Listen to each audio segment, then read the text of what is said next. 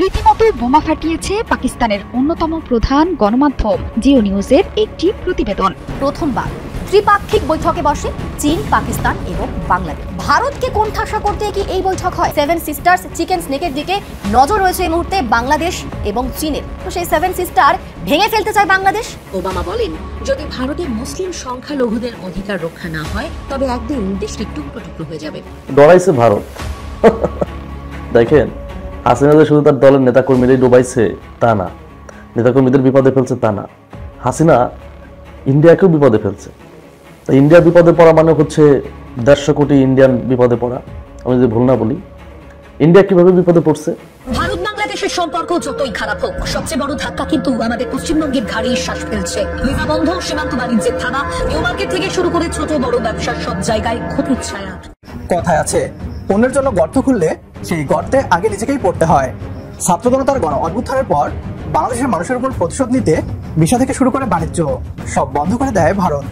যে দেশের মানুষ ভারতের বসানো পুতুল সরকারকে উৎখাত করেছে, সেই দেশের সাথে ব্যবসা বাণিজ্য করবে না নরেন্দ্র মোদীর ভারত। ভারতীয়রা ভেবেছিল নতুন বাংলাদেশ ভারতের এই চাপ সহ্য করতে পারবে না। ডক্টর মোহাম্মদ ইউনূস বাধ্য হয়ে ভারতের সকল শর্ত মেনে নিবে। তবে বাস্তবে যা হলো তা দেখে নরেন্দ্র মোদীর মাথা খারাপ হয়ে যাওয়ার কথা। ভারত বাংলাদেশের সাথে ব্যবসা বাণিজ্য বন্ধ করে দেয় এবার দুর্ভিক্ষের পরিস্থিতি সৃষ্টি হয়েছে পশ্চিমবাংলায়।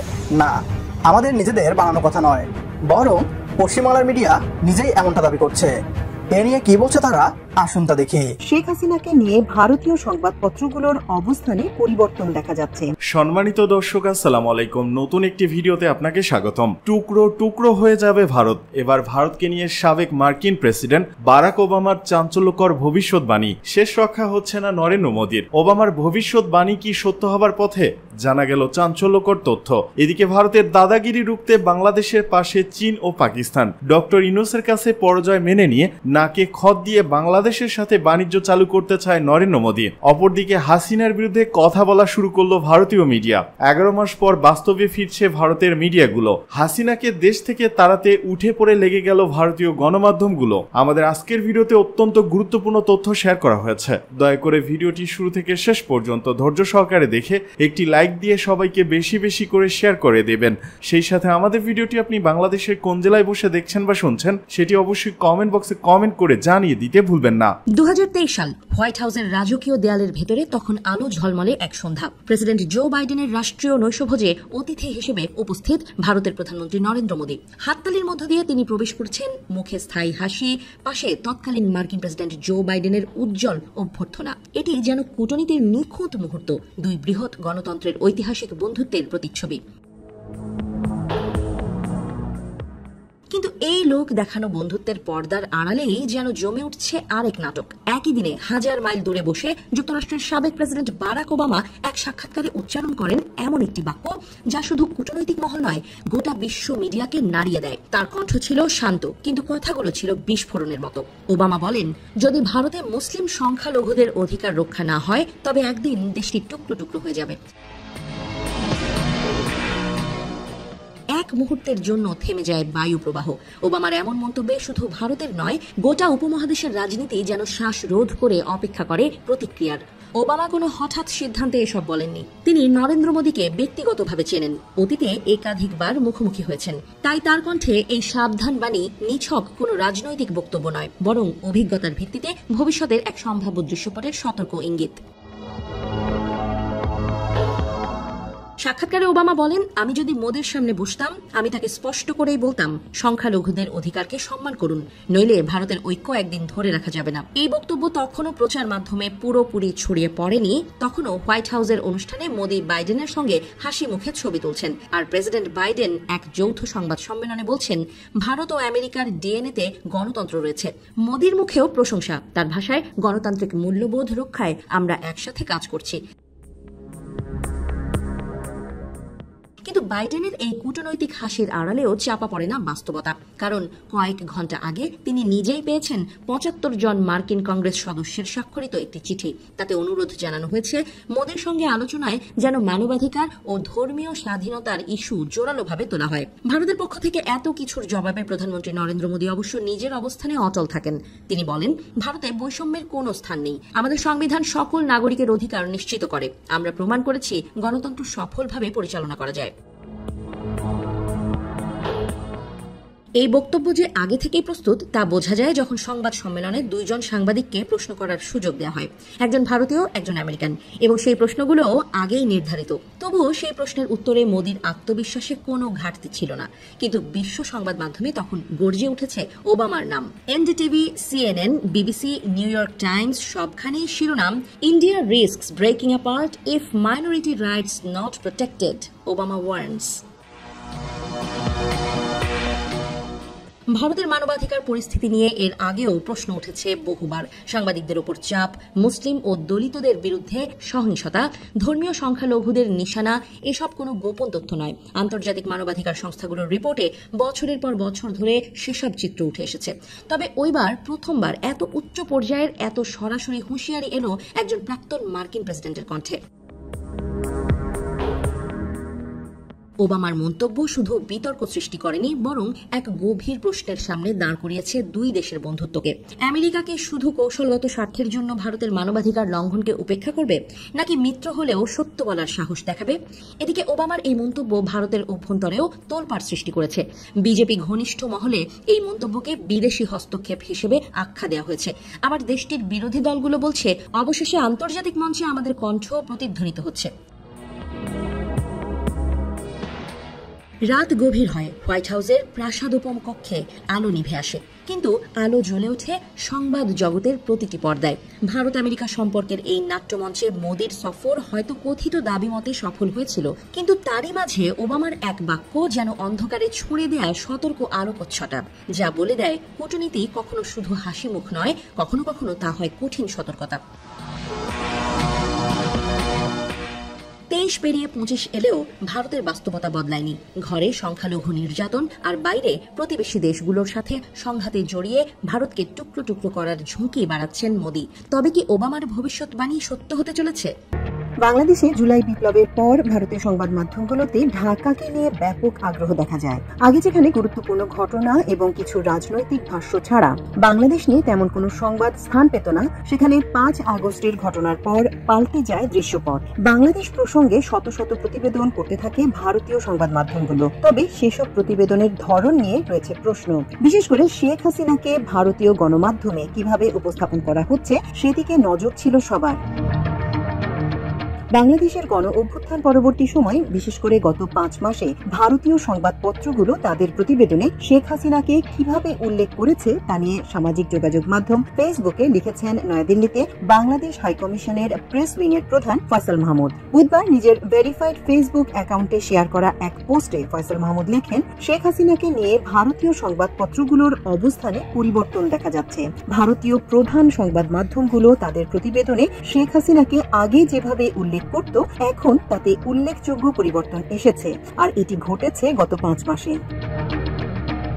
ফয়সাল মাহমুদ লেখেন, ভারতীয় গণমাধ্যমগুলো প্রথমে শেখ হাসিনাকে সাবেক প্রধানমন্ত্রী বলে উল্লেখ করত, এরপর তারা অপসারিত সাবেক প্রধানমন্ত্রী বলতে শুরু করেছে।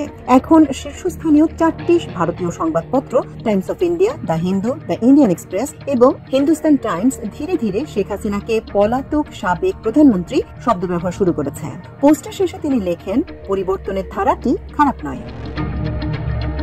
তবে গত বছর 5 আগস্ট পরবর্তী পরিস্থিতি বেশ অন্যরকমই ছিল। একসময় ভারতীয় সংবাদ মাধ্যম শেখ হাসিনাকে সাবেক প্রধানমন্ত্রী লিখতেও ইতস্তত করত। আগস্টের পর প্রথম 2-1 মাস তাকে বাংলাদেশের প্রধানমন্ত্রী হিসেবেই অভিহিত করত তারা। এরপর সাবেক শব্দটি তারা প্রধানমন্ত্রী শেখ হাসিনার সামনে বসাতে শুরু করে, আর অতি সম্প্রতি তারা ক্ষমতাচ্যুত শব্দটিও বসাতে শুরু করেছে। এর থেকেই বোঝা যায় তাদের দৃষ্টিভঙ্গিতে এক ধরনের পরিবর্তন এসেছে, বা বলা যায় তারা পরিবর্তন আনতে বাধ্য হয়েছে। 15.5 বছর ক্ষমতায় থাকার পর গত বছর জুলাই আগস্টে 36 দিনের ছাত্র জনতার গণ অভ্যুত্থানের পর ক্ষমতা ছাড়তে বাধ্য হন শেখ হাসিনা। দেশের প্রথম ক্ষমতাচ্যুত রাষ্ট্রনায়ক হিসেবে বিদেশে পালিয়ে যেতে বাধ্য হন তিনি। আশ্রয় নেন তার দীর্ঘদিনের মিত্র দেশ ভারতে। তিনি ক্ষমতাচ্যুত হওয়ার পর থেকে ভারতের সঙ্গে বাংলাদেশের কূটনৈতিক টানাপোড়েন শুরু হয়, যা এখনো চলছে। ভারত বাংলাদেশের সম্পর্ক যতই খারাপ হোক, সবচেয়ে বড় ধাক্কা কিন্তু আমাদের পশ্চিমবঙ্গের ঘাড়ে শ্বাস ফেলছে। ভিসা বন্ধ, সীমান্ত বাণিজ্যের থানা, নিউ মার্কেট থেকে শুরু করে ছোট বড় ব্যবসার সব জায়গায় ক্ষতির ছায়া। কথায় আছে, অন্যের জন্য গর্ত খুললে সেই গর্তে আগে নিজেকেই পড়তে হয়। ছাত্র জনতার গণ অভ্যুত্থানের পর বাংলাদেশের মানুষের উপর প্রতিশোধ নিতে ভিসা থেকে শুরু করে বাণিজ্য সব বন্ধ করে দেয় ভারত। যে দেশের মানুষ ভারতের বসানো পুতুল সরকারকে উৎখাত করেছে, সেই দেশের সাথে ব্যবসা বাণিজ্য করবে না নরেন্দ্র মোদীর ভারত। ভারতীয়রা ভেবেছিল নতুন বাংলাদেশ ভারতের এই চাপ সহ্য করতে পারবে না। ডক্টর মোহাম্মদ ইউনূস বাধ্য হয়ে ভারতের সকল শর্ত মেনে নিবে। তবে বাস্তবে যা হলো তা দেখে নরেন্দ্র মোদীর মাথা খারাপ হয়ে যাওয়ার কথা। ভারত বাংলাদেশের সাথে ব্যবসা বাণিজ্য বন্ধ করে দেয় এবার দুর্ভিক্ষের পরিস্থিতি সৃষ্টি হয়েছে পশ্চিমবাংলায়। না, আমাদের নিজেদের বানানো কথা নয়, বরং পশ্চিমবাংলার মিডিয়া নিজেই এমনটা দাবি করছে। এ নিয়ে কি বলছে তারা, আসুন তা দেখি। ভারত বাংলাদেশের সম্পর্ক যতই খারাপ হোক, সবচেয়ে বড় ধাক্কা কিন্তু আমাদের পশ্চিমবঙ্গের ঘাড়েই শ্বাস ফেলছে। ভিসা বন্ধ, সীমান্ত বাণিজ্যের থানা, নিউ মার্কেট থেকে শুরু করে ছোট বড় ব্যবসার সব জায়গায় ক্ষতির ছায়া। বাংলাদেশের লক্ষ লক্ষ পর্যটক, চিকিৎসক আর কেনাকাটার জন্য যারা কলকাতায় আসতেন, সব যেন বন্ধের মুখে। এই পরিস্থিতিতে বাংলাদেশ হাই কমিশনার দরজায় কড়া নাড়লেন মমতা বন্দ্যোপাধ্যায়ের। প্রশ্ন হচ্ছে, এটা কি নিছক সৌজন্য, নাকি দিল্লিকে পাশ কাটিয়ে পশ্চিমবঙ্গের হাত ধরে বাংলাদেশের সম্পর্ক মেরামতের কৌশল? বাংলাদেশের অভিযোগ, দিল্লি সব সময় দাদাগিরি করে, নিজের মতো সম্পর্ক চালায়, আর তার ছায়া দিয়ে পড়ে পশ্চিমবঙ্গের বাজারে সাধারণ মানুষের জীবনে। তাহলে কি এবার মমতার হাত ধরেই খুলতে চলেছে দুই বাংলার নতুন সেতু? আজকের এই ভিডিওতে জানাবো পশ্চিমবঙ্গ কতটা গুরুত্বপূর্ণ বাংলাদেশের কাছে, মমতার সঙ্গে এই বৈঠক আসলে কত বড় কূটনৈতিক বার্তা, আর এই পরিস্থিতি কি শুধুই কেন্দ্রের হাতে, নাকি রাজ্য বড় ভূমিকা রাখে? পুরো ভিডিওটি ভালো করে দেখুন, কারণ এটা শুধু রাজনীতি নয়, দুই বাংলার মানুষের জীবন, বাণিজ্য আর ভবিষ্যতের গল্প। প্রথমেই আসে সময়ের হিসেবে। 2015 সালে শেষবার কলকাতায় এসেছিলেন বাংলাদেশের হাই কমিশনার সৈয়দ মোয়াজ্জেম আলী। তারপর প্রায় 10 বছর কেটে গেছে। এর মধ্যেই বদলেছে দুই দেশের রাজনীতি, সম্পর্ক আর হিসাব নিকাশ। বাংলাদেশে শেখ হাসিনার সরকারের পতন হয়েছে, নানা চাপের মুখে দিল্লি ঢাকার সম্পর্ক তলানিতে গিয়ে ঠেকেছে, আর তার প্রভাব পড়েছে আমাদের কলকাতায়, আমাদের বাজারে। এই অবস্থায় বাংলাদেশের বর্তমান হাই কমিশনার রিয়াজ হামিদুল্লাহ এলেন কলকাতায়। সরাসরি বৈঠক করলেন মুখ্যমন্ত্রী মমতা বন্দ্যোপাধ্যায়ের সঙ্গে। এটা কি নিছক সৌজন্য, নাকি হিসেব কষা কূটনীতি? এটাই বড় প্রশ্ন।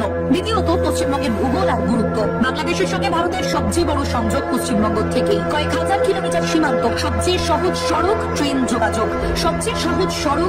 যোগাযোগ, কলকাতা হয়ে বাংলাদেশের সঙ্গে ব্যবসা, চিকিৎসা, পর্যটন সবকিছুই সবচেয়ে সহজ। ভিসা বন্ধের জেরে কলকাতার নিউ মার্কেট, করিম বাজার, পার্ক স্ট্রিট থেকে শুরু করে সীমান্তের হাটবাজার পর্যন্ত বড় ধাক্কা খেয়েছে। বাংলাদেশের পর্যটন বা চিকিৎসার জন্য আসা মানুষজন না থাকলে এই ব্যবসার অবস্থা বেহাল। এটাই বাংলাদেশের কাছে পশ্চিমবঙ্গের গুরুত্ব বাড়িয়ে দিয়েছে। তৃতীয়ত, দিল্লি ঢাকার টানাপোড়েন আর বিকল্প পথ খোঁজা। বাংলাদেশের অভিযোগ পরিষ্কার, দিল্লি সম্পর্কের সব হিসেব নিজের মতন চালায়। একতরফা চাপ, দাদাগিরি, আওয়ামী লীগকে বাড়তি সমর্থনের অভিযোগ অনেক দিনের। আর তার পাল্টা প্রতিক্রিয়া, বাংলাদেশে ভারত বিরোধিতা বাড়ছে, আর পশ্চিমবঙ্গ সহ ভারতের সীমান্ত রাজ্যগুলো অর্থনৈতিকভাবে ক্ষতিগ্রস্ত হচ্ছে। এই পরিস্থিতিতে বাংলাদেশের সঙ্গে আলাদা বোঝাপড়া তৈরি বাংলাদেশের জন্য একটা বিকল্প কূটনীতি। চতুর্থত, জল চুক্তি আর বাস্তবতা। তিস্তার জল নিয়ে চুক্তি আটকে রয়েছে মমতা বন্দ্যোপাধ্যায়ের আপত্তিতে। 2024 সালে গঙ্গার জলবন্টন চুক্তির মেয়াদ শেষ হবে। পশ্চিমবঙ্গের অনুমতি ছাড়া দিল্লির কিছু করার উপায় নেই। বাংলাদেশ এই বাস্তবতা জানে, তাই আগে ভাগে মমতার সঙ্গে বোঝাপড়া তৈরি করায় এখন তাদের কৌশল। পঞ্চমত, রাজ্য রাজনীতির আলাদা ভূমিকা। অনেকেই বলেন দুই দেশের সম্পর্ক কেন্দ্র ঠিক করে, কিন্তু সীমান্ত বাণিজ্য, জলবন্টন, পর্যটন, চিকিৎসা এই সবই দেখায় পশ্চিমবঙ্গের ভূমিকা কত বড়। আর দিল্লি মমতার দত্ত এই জটিলতাকে আরো বাড়িয়েছে। বাংলাদেশ সেটা বোঝে, তাই তারা এবার চাইছে মমতার সঙ্গে সম্পর্ক গড়ে নতুন রাস্তা তৈরি করতে। ভারত বাংলাদেশের সম্পর্ক শুধু দুই দেশের কেন্দ্রীয় সরকারের বিষয় নয়, এটা দুই বাংলার মানুষের জীবন, বাণিজ্য আর প্রত্যাশার হিসাব। ভিসা বন্ধ, সীমান্ত অস্থিরতা, বাণিজ্যের ধাক্কা সবকিছু আমাদের পশ্চিমবঙ্গের বাজার, মানুষের জীবনে সরাসরি প্রভাব ফেলে। বাংলাদেশকে টার্গেট করে ভারত বাণিজ্য যুদ্ধ শুরু করেছিল। ভারতের উদ্দেশ্য ছিল বাংলাদেশের অর্থনীতির মেরুদণ্ড ভেঙে দেয়া। কথায় আছে, রাখে আল্লাহ মারেকে। ডক্টর মোহাম্মদ ইউনূসের নেতৃত্বে বাংলাদেশের অর্থনীতি অতীতের যে কোনো সময়ের তুলনায় অনেক বেশি শক্তিশালী হয়ে উঠছে। নরেন্দ্র মোদী বাংলাদেশের অর্থনীতিকে ধ্বংস করতে গিয়ে পশ্চিমবাংলার অর্থনীতির মেরুদণ্ড ভেঙে দিয়েছে। বাংলাদেশের উপর নির্ভরশীল পশ্চিমবাংলার পর্যটন শিল্পে নেমেছে ধস। এখন বাংলাদেশের সাথে পুনরায় ব্যবসা চালু করার অনুরোধ জানিয়েছেন খোদ পশ্চিমবাংলার মুখ্যমন্ত্রী মমতা ব্যানার্জি। পশ্চিমবাংলার এই রিপোর্ট থেকেই বোঝা যায় বাংলাদেশ ভারতের উপর নির্ভরশীল নয়, বরং ভারতই বাংলাদেশের উপর নির্ভরশীল। একমত হলে কমেন্ট বক্সে ইয়েস লিখে জানিয়ে দিন আমাদের।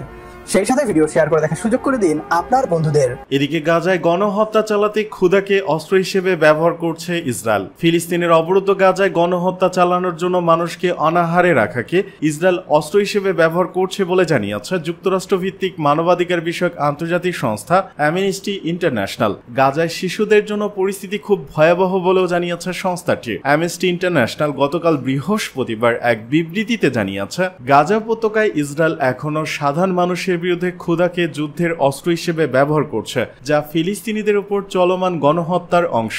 মানবাধিকার এই সংগঠনটি বলেছে, গাজার পরিস্থিতি এখনো ভয়াবহ, বিশেষ করে শিশুদের জন্য। টানা বোমা বর্ষণ, জোরপূর্বক বাস্তুচ্যুতি, খাদ্য, পানি ও ঔষধের সংকট সব মিলিয়ে মানবিক বিপর্যয়ে চরমে। অ্যামনেস্টির সেক্রেটারি জেনারেল অ্যাগনেস কালামার্ট বলেছেন, ইসরায়েলের যে জীবন ধারণের মৌলিক চাহিদাগুলো ইচ্ছাকৃতভাবে ধ্বংস করছে তা আসলে শারীরিকভাবে ধ্বংস করে ফেলার এক কৌশল। অ্যামনেস্টির প্রতিবেদনে বলা হয়েছে, সহায়তা নিতে গিয়ে শত শত ফিলিস্তিনি নিহত বা আহত হয়েছেন, কখনো ত্রাণ বিতরণ পয়েন্টে, কখনো সাহায্যের খোঁজে যাওয়ার পথেই। তাদের ভাষায়, ইসরায়েলের পরিচালিত গাজা হিউম্যানিটেরিয়ান ফাউন্ডেশন DHF ত্রাণ ব্যবস্থা প্রকৃতপক্ষে একটা ফাঁদে পরিণত হয়েছে। ক্ষুধার্ত মানুষ সেই ফাঁদে পড়ে প্রাণ হারাচ্ছেন।